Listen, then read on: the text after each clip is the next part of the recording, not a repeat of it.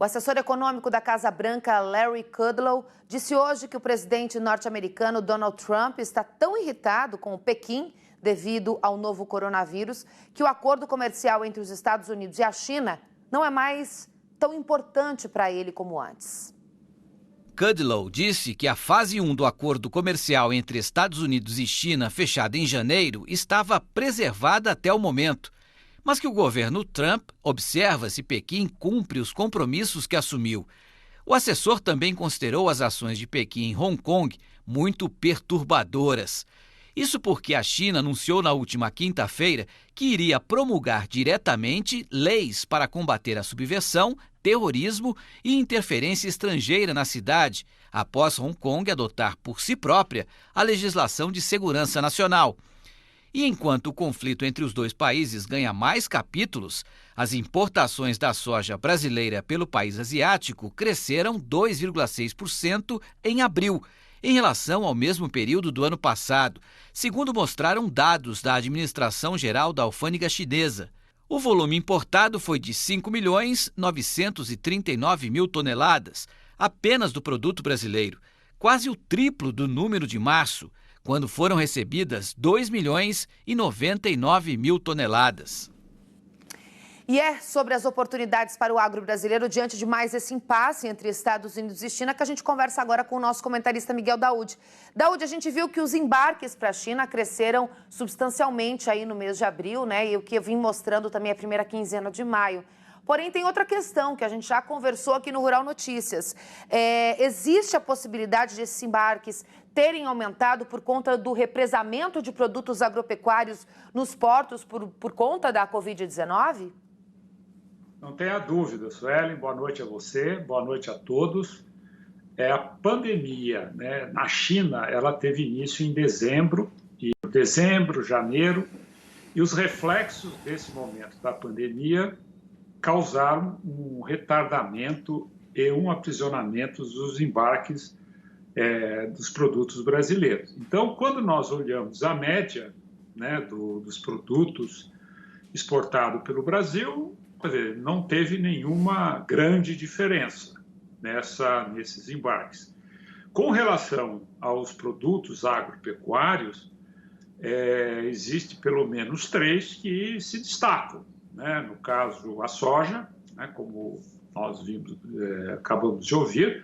Temos também a questão da carne bovina, que ela está ali praticamente na média crescendo um pouco, deve crescer esse ano em termos de quantidade 1%.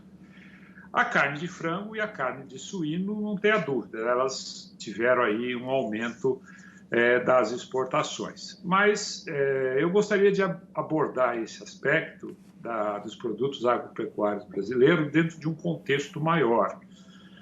Quando a gente ouve o IPEA dizer que vai ter um aumento de 2,5% no PIB do agronegócio, não há dúvida que isso vai acontecer. Nós já vínhamos dizendo o seguinte: a agropecuária brasileira, ela está numa posição muito confortável em relação ao seu desenvolvimento após a pandemia. Estamos tendo durante a pandemia e após a pandemia. O governo brasileiro precisa ter a noção de que a única saída que nós temos na mão imediatamente para fazer o Brasil crescer é a agropecuária, né? Que está aí, estamos dando mostra disso. Só que tem alguns senões, né? Quais são esses senões? A situação de parte dos produtores. Tem produtor que está avançando na recuperação judicial, tem produtores, principalmente os pequenos e médios produtores que estão com endividamento muito alto. A renda ela está diminuindo por falta de uma ação efetiva dos instrumentos de políticas agrícolas. Então, portanto, eu acho que há aí um conforto nesse setor bastante significativo. Desculpa te interromper, mas eu queria te fazer mais uma pergunta que eu acho que ela é bastante pertinente. Eu acho que a gente está vendo aí, né, uma tendência muito forte de exportações mais fortes ainda para a China, principalmente no segundo semestre. Porém, eu queria te perguntar qual é a sua opinião sobre o que o governo tem feito para manter essa lua de mel comercial com o gigante asiático e o que poderia ainda ser feito para que a gente podia exportar mais ainda para a China do que a gente exporta? Olha, Sérgio, nós também não temos tanta capacidade de aumentar as nossas exportações brutalmente para a China. Nós temos aqui internamente uma limitação.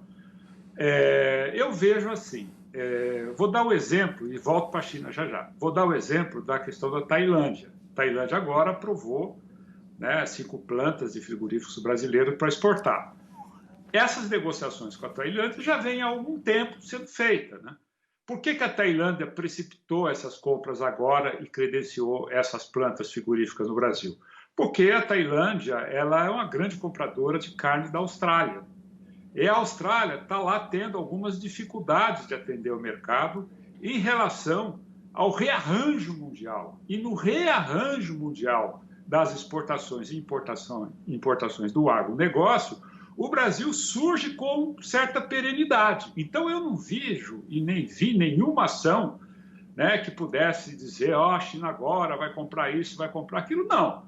O Brasil, normalmente, ele é comprado e ele não vende, né? Isso a gente sabe, ouve muitos dizerem isso, não que nós temos alguma ação diplomática, alguma ação. Certo que a ministra viajou vários países, teve um desenvolvimento, mas os países não compram porque a ministra vai viajar ou é mais simpático a esse ou aquele. Os países compram por questão de oportunidade. E o Brasil tem essa oportunidade em questão de qualidade, em questão de preço, né? Você vê agora, tem países que estão sendo tributados. A Austrália, por exemplo, exporta para a Tailândia sem taxa.